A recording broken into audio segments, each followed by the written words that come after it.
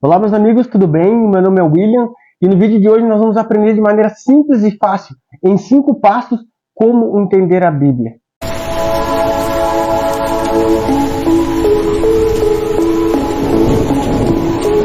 Meus amigos, e o primeiro passo para entender a Bíblia é a oração. E olha o que nos diz aqui o texto de João, capítulo 16, versículo 13. Quando vier, porém, o Espírito da verdade, ele vos guiará a toda a verdade, porque não falará por si mesmo, mas dirá tudo o que tiver ouvido e vos anunciará as coisas que hão de vir. Então vemos aqui que Jesus estava conversando com os discípulos e ele disse que quando ele subisse aos céus, ele não deixaria eles órfãos.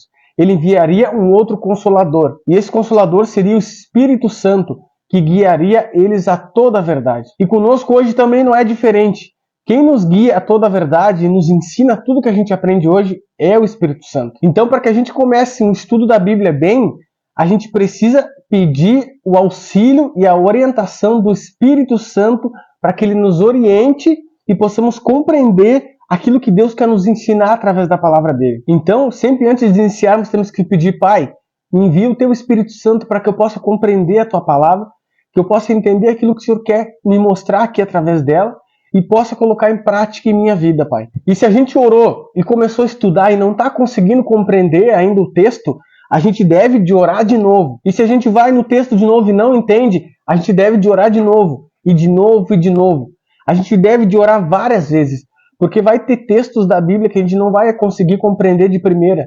Vai ser textos que são mais difíceis e vamos precisar pedir cada vez mais a orientação e o auxílio do Espírito Santo para nos ajudar nesses textos mais complicados. E o segundo passo, meus amigos, para que a gente consiga entender a Bíblia é ter um lugar tranquilo para estudar. E olha o que nos diz aqui o texto de João, capítulo 5, versículo 39. Examinais as Escrituras, porque julgais ter nelas a vida eterna, e são elas mesmas que testificam de mim. Então, para que a gente consiga examinar a Bíblia, de maneira que a gente vai conseguir aprender, vai conseguir colocar em prática a nossa vida, precisamos de um lugar tranquilo e sossegado para fazer esse estudo. Meus amigos, a gente precisa de um lugar sem barulho, um lugar no qual a gente consiga se concentrar, consiga meditar e consiga entrar na história, aquilo que Deus está querendo nos mostrar e nos ensinar através da Bíblia. E para mim, sem sombra de dúvidas, o melhor horário para fazer isso é pela manhã bem cedo. A gente vê na Bíblia que os profetas, Jesus também, eles acordavam de madrugada bem cedo para buscar Deus. E pela manhã bem cedo é o horário que é mais tranquilo, é o horário que as pessoas estão dormindo, é o horário que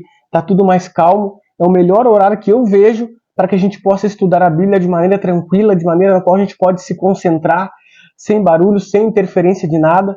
É um momento mais tranquilo para que a gente possa meditar na palavra de Deus. E eu vou deixar aqui 3 dicas para que a gente possa meditar tranquilamente na palavra de Deus. E a primeira delas é ter um tempo para estudar a Bíblia. Eu me lembro que no início eu ficava cerca de 2, 3 horas estudando a Bíblia. Mas naquela época eu não trabalhava, eu conseguia ter um tempo a mais para estudar. E qual seria o tempo ideal para que a gente pudesse meditar na palavra de Deus e receber a graça, receber o conhecimento, receber aquilo que Deus quer nos transmitir? E eu acredito que cerca de 30 minutos já é o suficiente para que a gente consiga receber aquilo que Deus quer nos dar através da palavra dele. Claro que se a gente pode estudar mais tempo é melhor, mas pessoas que trabalham, têm outras coisas para fazer, cerca de 30 minutos já é o suficiente para que essa pessoa receba a graça de Deus e saia cheio do poder do Espírito Santo de Deus para fazer as coisas do seu dia a dia. E a segunda dica é: não estude após as refeições. Quando a gente almoça ou quando a gente janta, que são alimentos mais pesados, a tendência é que a gente fique com sono. São alimentos que é mais difícil de ser digeridos. Eles entram na nossa corrente sanguínea, vão para o nosso cérebro, então fazem com que o nosso cérebro fique pesado. Então, quando a gente for estudar a Bíblia depois de almoçar ou de jantar, nós vamos ficar com aquela sonolência, não vamos conseguir nos concentrar, não vamos conseguir ter foco no estudo e assim não vai ter proveito nenhum ter estudado a palavra de Deus. E a terceira dica, que ao meu ver é a mais importante: desligue a sua internet. Quando a gente está ali estudando tranquilo, consiga um lugar sossegado para estudar, não tem interferência de nada, não tem interferência de pessoas, e a gente está ali meditando, examinando, se aprofundando, entrando lá na história, e quando vê, toca uma mensagem no celular. E o que a gente faz? Eu vou ali só dar uma olhadinha. E aí então o que acontece? A gente se desconcentra, já perde totalmente a concentração, já perde totalmente o foco do que a gente estava estudando, e aí começa a chegar uma mensagem atrás da outra, uma mensagem atrás da outra, e a gente acaba que não volta mais pro foco que é o estudo da Bíblia. Então, se possível, que a gente possa desligar nossa internet durante esse tempo que a gente está estudando. Que a gente lembre que esse tempo é nós com Deus. a gente vai ter depois todo o tempo do mundo para ficar no celular. Então que a gente tire esse tempo para meditar na palavra de Deus num lugar tranquilo, num lugar sossegado e sem interferência de rede social, sem interferência da internet, sem interferência de nada, só nós e nosso Deus. E o terceiro passo para que a gente possa entender a Bíblia é: comece pelo mais fácil. Quando eu entrei na igreja, eu comecei lendo o livro de Salmos, o livro de Provérbios e o livro de Mateus. Esses 3 livros são livros que eu indico para quem está iniciando, para quem está começando agora na palavra de Deus, porque são livros que são fáceis de entender. Salmos é um livro que fala muito sobre exaltação, sempre exaltando a Deus. Provérbios ensina sobre como devemos proceder no nosso dia a dia. E Mateus conta a história de Jesus Cristo, que para mim é uma das coisas mais importantes. Tudo na Bíblia aponta para Jesus Cristo. E o livro de Mateus, além de ser fácil de compreender, ensina toda a vida de Jesus, a sua infância, as suas tentações, a sua morte e a sua ressurreição. Então são livros que são simples e fáceis de entender. Às vezes a gente quer dar um passo lá na frente, já quer começar estudando Apocalipse e Daniel. Teve uma época que eu queria aprender Apocalipse e Daniel a todo custo. Só que eu não entendia que eu precisava começar pelo básico. E o básico é o fundamental. Então a gente deve de começar sempre pelo básico. Começar pelo simples, para que depois, com o tempo, a gente vá crescendo e vá estudando mais profecias, vai aprendendo coisas novas. Um dicionário que eu indico para vocês também é esse dicionário aqui, ó. É o dicionário Almeida. Esse é um dicionário muito bom, muito simples de ser usado. Ele custa em torno de R$50 e é um dicionário que me ajudou muito, porque tem palavras na Bíblia que às vezes a gente não entende. Então, esse dicionário aqui, ele nos tira várias dúvidas. Aqui tem alguma palavra que a gente não consiga compreender.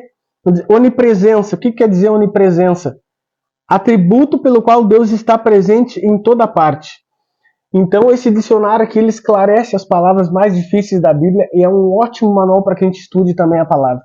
Outra coisa boa também é que se a gente puder ter outras versões de Bíblia, porque tem versões que são palavras mais difíceis de compreender, tem versões que são mais claras também. Então eu indico a Bíblia NVI e a Bíblia Nova Versão Transformadora, que são versões que são claras e muito boas também.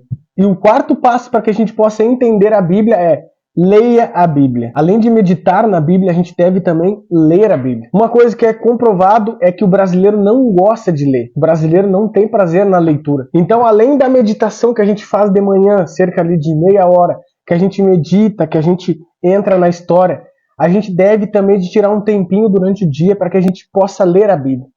E essa leitura ela vai fazer com que a gente crie um hábito de ler. Uns 5, 10 minutos do nosso dia. Então a gente pode fazer o seguinte, a gente pode escolher ali um livro que seja fácil, um livro que a gente goste bastante da Bíblia e tirar ali cerca de 5, 10 minutos somente para ler aquela palavra. Isso vai fazer também com que a gente cresça em concentração, cresça em foco e também isso vai ajudar na nossa memória, porque a leitura é um grande auxiliador para a nossa memória. Então, em algum momento do nosso dia, em algum intervalo, ou algum momento que a gente esteja parado, no qual a gente estaria no celular, a gente pode tirar esses 5, 10 minutos para ler a palavra de Deus. Também, se a gente não quiser ler a palavra de Deus, a gente pode ler um livro que fale a respeito de Deus.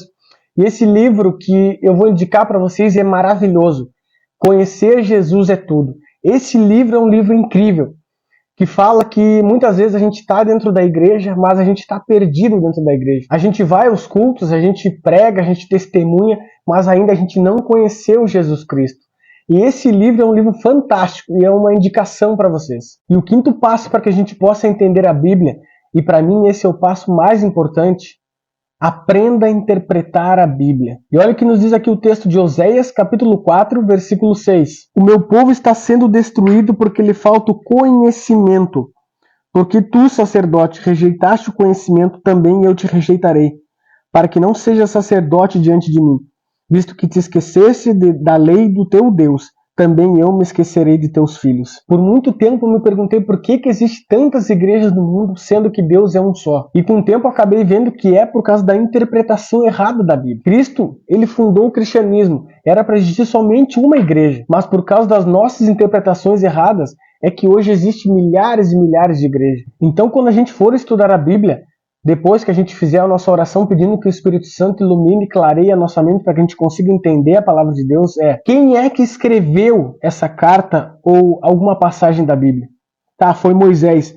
Então, para quem ele escreveu? E o que ele está querendo dizer? Isso tinha a ver somente com aquela cultura ou tem ainda a ver conosco? Porque tem coisas que no Novo Testamento ficaram para trás. Um exemplo é o sacrifício de animais.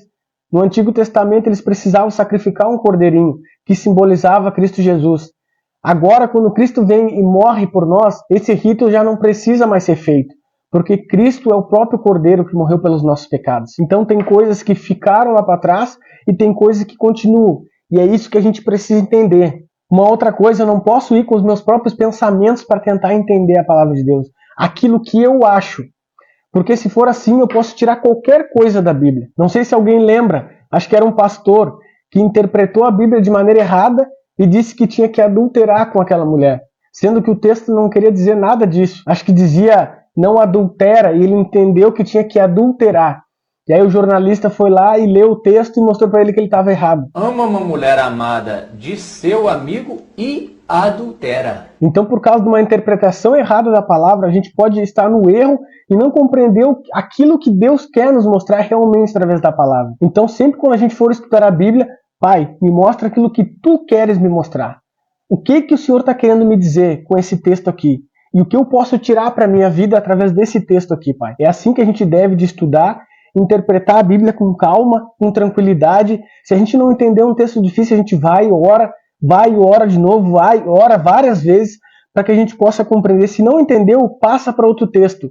Depois de um tempo, volta de novo, medita mais nesse texto, para que não acabe fazendo coisa errada, interpretando o texto, falando o texto, aquilo que ele não quer dizer para nós. E para vocês que ficaram até o final desse vídeo, eu vou deixar aqui um 6º passo para que a gente possa entender a Bíblia.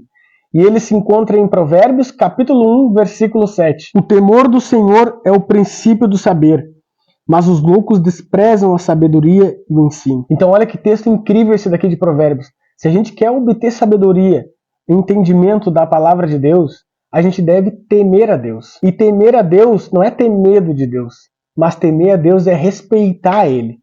É entender que Ele é o Deus Todo-Poderoso que criou os céus e a terra somente com a sua palavra. É obedecer aquilo que Ele nos pede também através da palavra de Deus. Mas os loucos não fazem isso. Aqui diz que os loucos desprezam a sabedoria e o ensino. Então, se a gente quer aprender profecias, entender realmente o que é a palavra de Deus, o que Deus está querendo falar com nós, a gente deve de temer, respeitar a esse Deus Todo-Poderoso. Vamos então orar? Querido Deus, muito obrigado, Pai, por esses 6 passos que o Senhor nos ensinou aqui de como entender a Tua palavra.